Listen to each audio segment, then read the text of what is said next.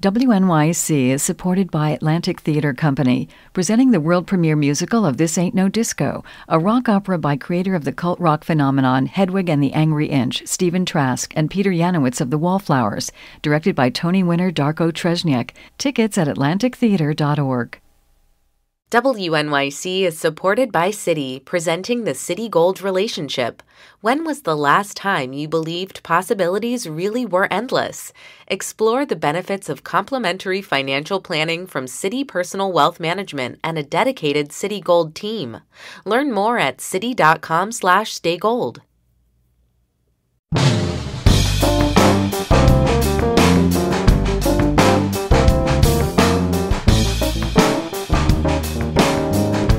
I'm Jamie Floyd, hosting Midday today.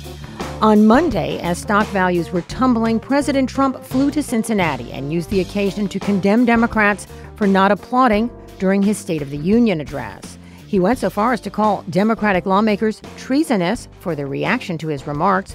For some who've observed Donald Trump over the years, Monday's turn of events may just be par for the course. Pulitzer Prize-winning journalist David K. Johnston has been reporting on Donald Trump for 3 decades. In his last book, The Making of Donald Trump, he gave us an account of the president's history in business. Now David K. Johnston is back with an examination of President Trump's first year in office, and he's not pulling any punches with the title.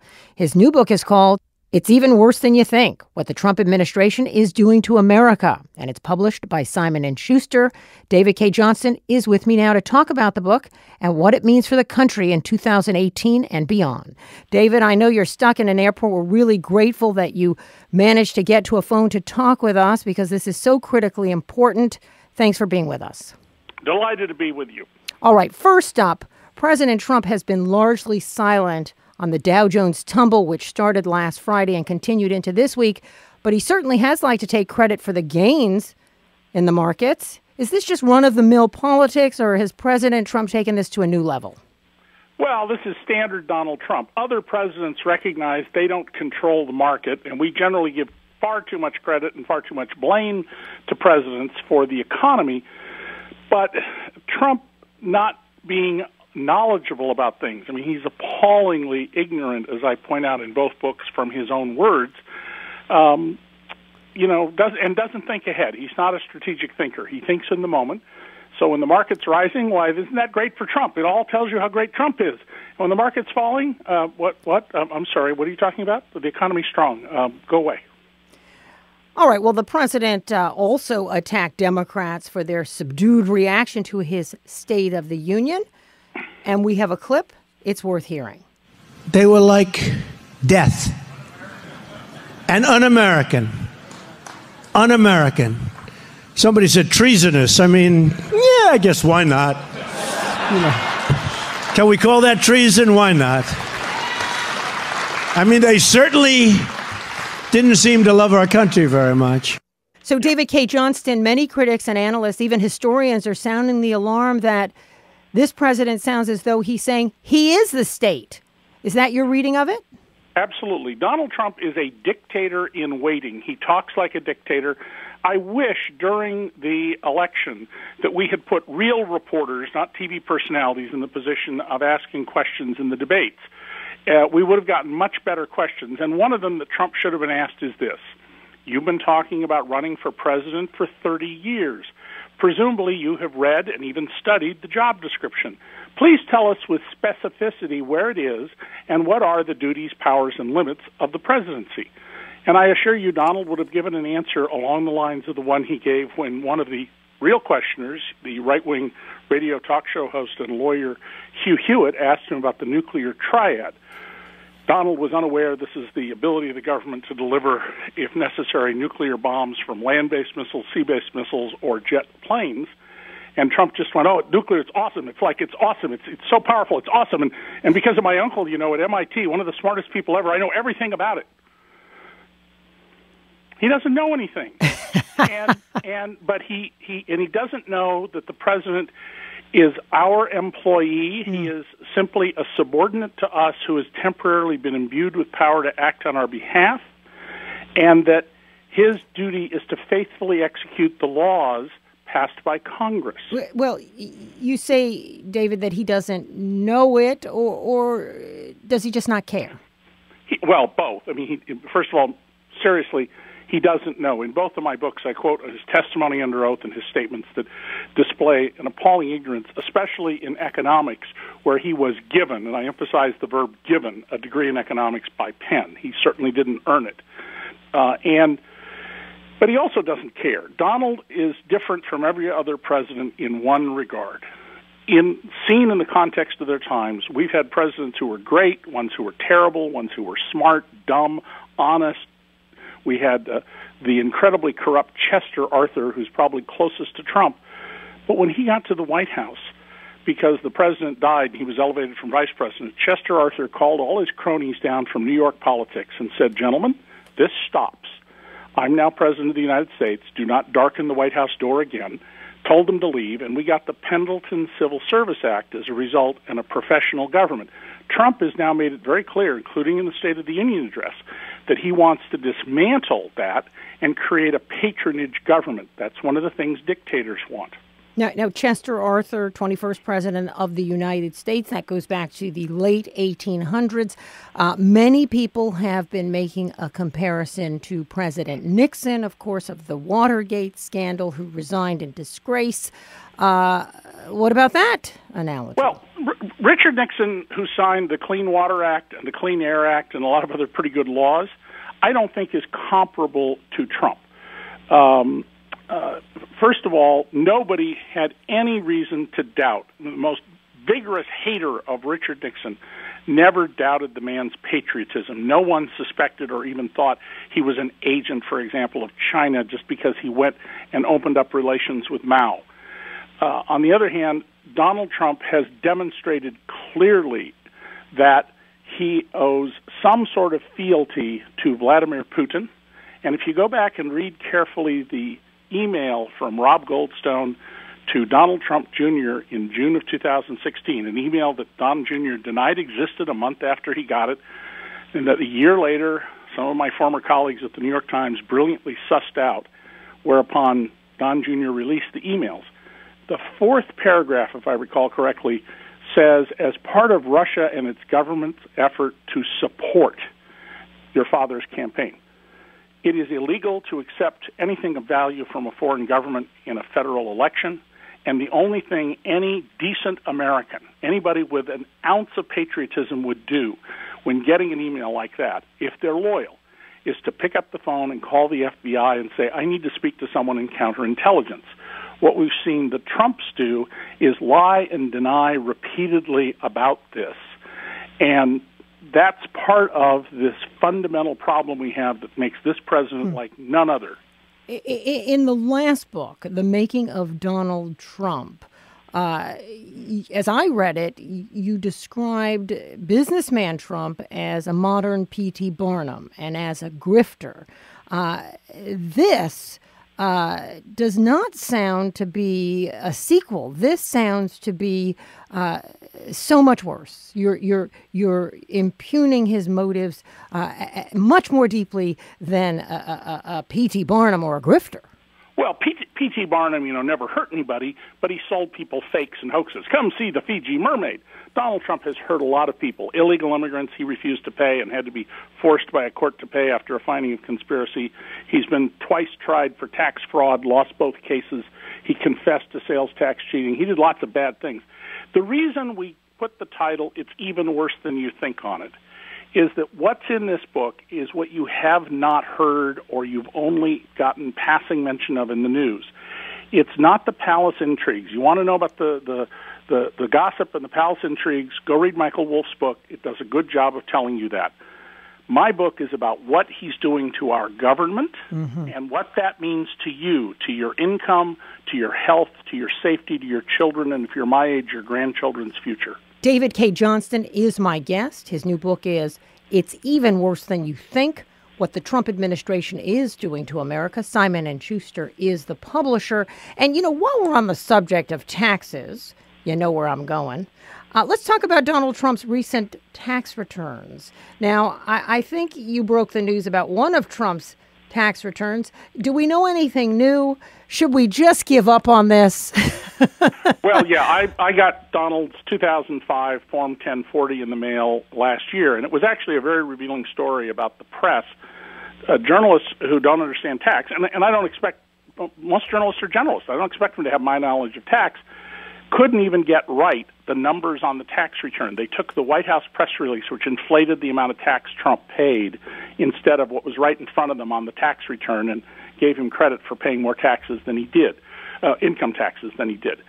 Bob Mueller has Trump's tax return. And the reason we know that is he's a highly competent prosecutor with a team of them, and it's one of the first things they would have done.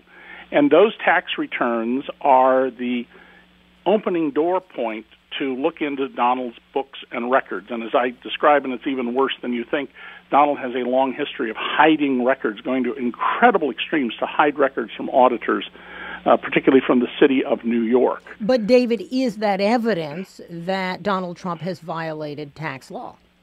Oh, sure. I mean, Donald was in 1980 over his 1984 tax return, the biggest year he had up to that point. Trump Tower had just opened, and his first casino in Atlantic City opened. He was tried civilly by the state of New York and the city of New York for tax fraud, lost both cases, and his own lawyer and accountant of many years standing testified, quote, "That's my signature on the tax return, but neither I nor my law firm prepared that return." That's as good evidence, Jamie, as you're ever going to hear of tax fraud that could have been prosecuted criminally. But what Mueller's team, I suspect, is most looking for is money laundering for the Russians and payments from the Russians that make no economic sense. If you're Vladimir Putin, you look at the world in part the way the venture capitalists on Sand Hill Road in Palo Alto do. You got 1,000 opportunities out there. You pick 100, 95 of them lose everything, 4 of them make back the money the 95 lost, and then you get Google or Amazon, or if you're Vladimir Putin, Donald Trump. And the Russians have been grooming Trump for years. He's had numerous interactions I go to in the details of in both books that make no economic sense, overpaying for properties, a casino run on the floor directly below Trump's 3-level residence in Trump Tower, and Trump, I had no idea. Gambling going on there, I had no idea. The tax returns will turn out to be very important to understanding why it is that the way Donald Trump talks about Vladimir Putin is the way mob soldiers who are being secretly recorded by law enforcement talk about the boss of their mob. I'm Jamie Floyd. This is Midday, and my guest is David K. Johnston. David, I think one of the reasons the reporting on the Trump White House, specifically with regard to policy and substance, is so thin, if you would agree with that characterization, is because there's so much news. I mean, not only do we have the regular news of day that we have to report, right, and other important stories like Me Too and everything that's happening in that arena, but just with regard to Donald Trump, there's obstruction, there's collusion, or what I would call conspiracy. There's the whole conflict of interest and the tax problem. There's the emoluments business, right, which I guess I could have you explain for people. They're not all the same, right? No. And we haven't even talked about the 25th Amendment and impeachment.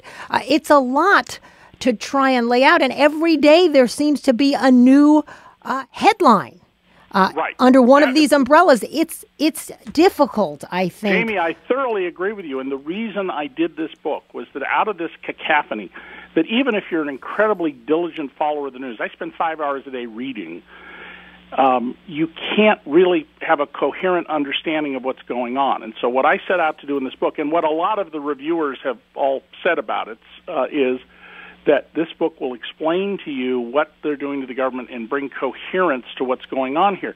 And absolutely, the White House, with all the, frankly, craziness that goes on, Donald is at times delusional. He makes things up when he doesn't know things.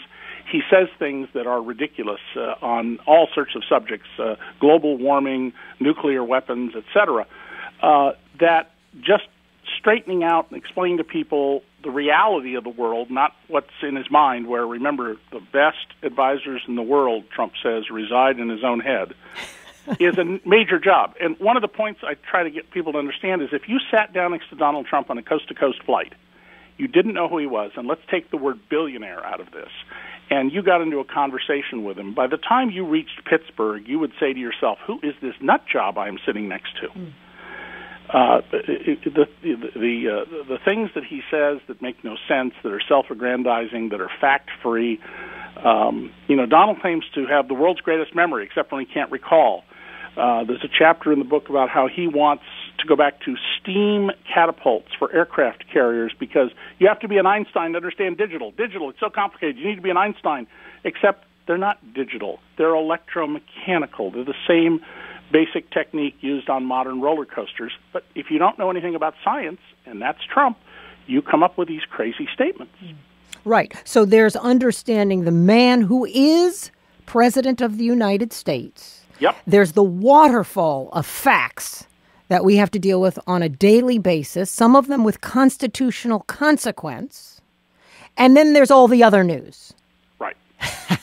Yep. It's Donald is in the campaign and in the White House the equivalent of a car wreck you see on the other side of the highway. And let's face it, we all slow down and rubberneck, every single one of us. And he brings to that auto wreck dancing girls, a marching band, and fireworks, and you just can't turn away from it.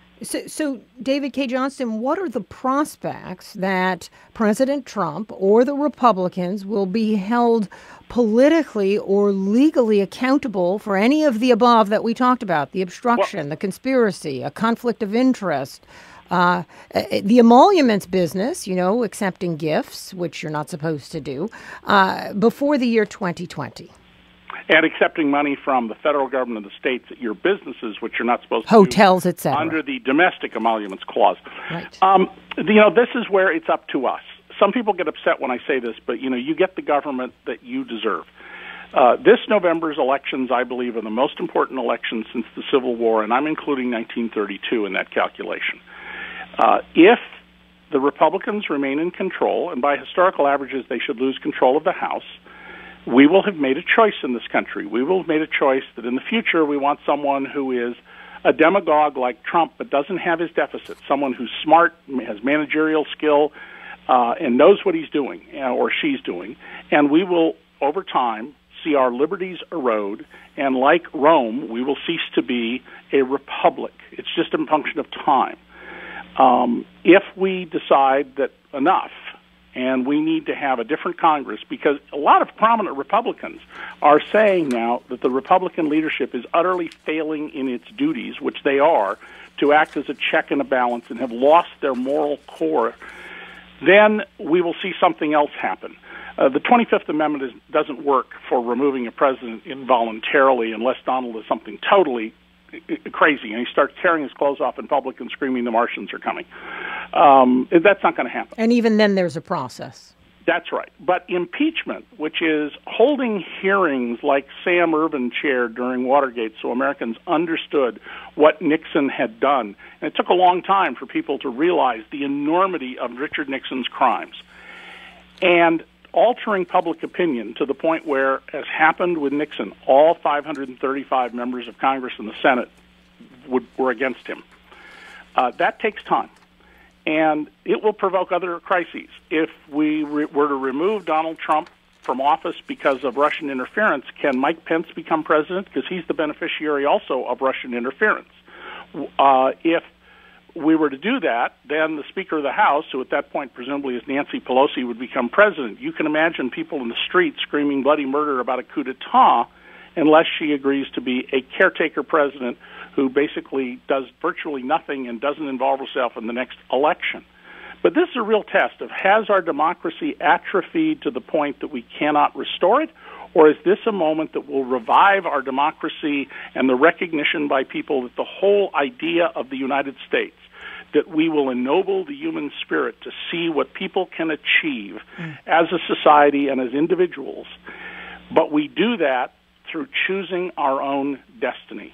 If you say to yourself, I don't want to do with politics, let other people do that, you're choosing to give up control over your destiny. 100 million people did not vote in the last election, and those people outsourced it, and we can see the awful result of that.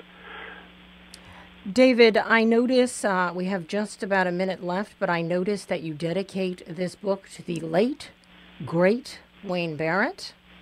Would you take a moment to say a word about that? Yeah, Wayne Barrett was the first reporter to get on to Donald Trump. I regarded him as the big brother I never had because he was always telling me what I was doing wrong, with good reason.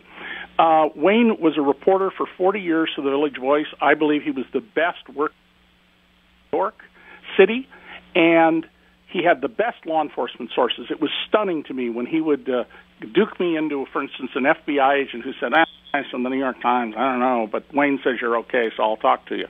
He did extraordinary work, and unfortunately, Wayne, who was Trump's first biographer, he died the day before Donald Trump took office, and had a funeral where politicians like Chuck Schumer got up and praised him for making them better politicians because they were afraid that if they did bad things, he would write about them, and he would. There were people in that audience who went to prison because of Wayne. That's right.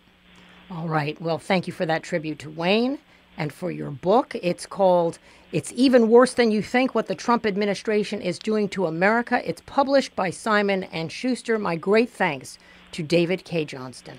Thank you, Jamie.